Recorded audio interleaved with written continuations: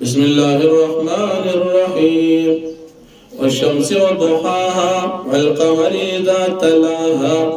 اس سورة الشمس ذکر اللہ پاک دی سورت کا شروع کی الشمس یعنی نور باندې قسم کی.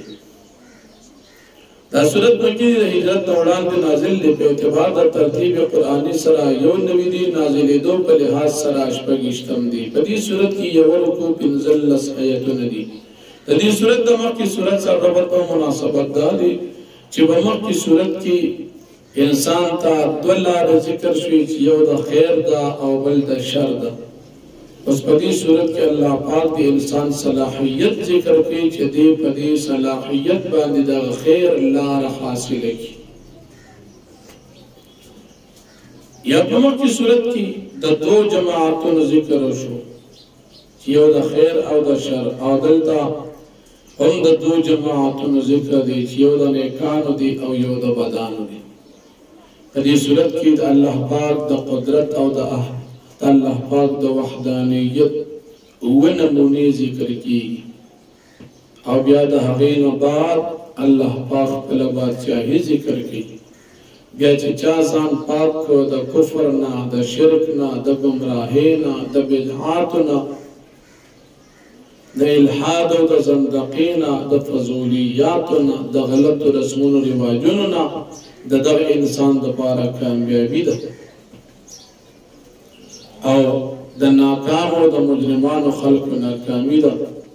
بیا د ثمودیانو سرکشي ذکر کیږي چې مخکې تاسو ته تفصیلا ذکر شوی ده.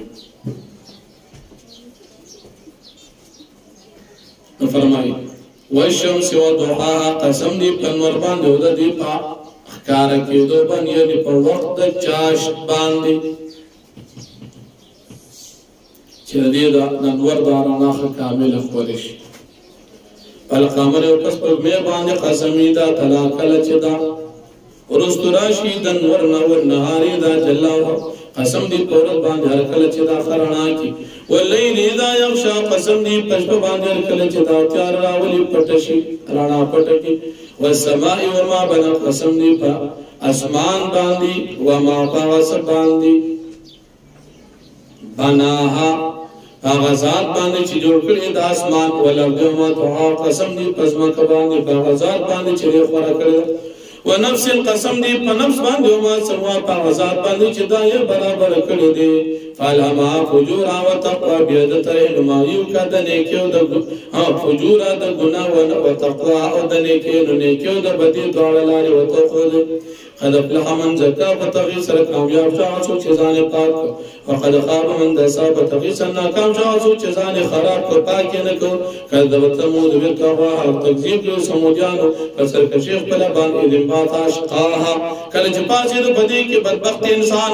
فقال لهم رسول الله ناقة الله وسقياها، پس وویل دوی ته رسول د الله پاک چې صالح علیه السلام چې دا د الله پاک اوښه ده او د دې لپاره خپل نمبر د اوبو دی.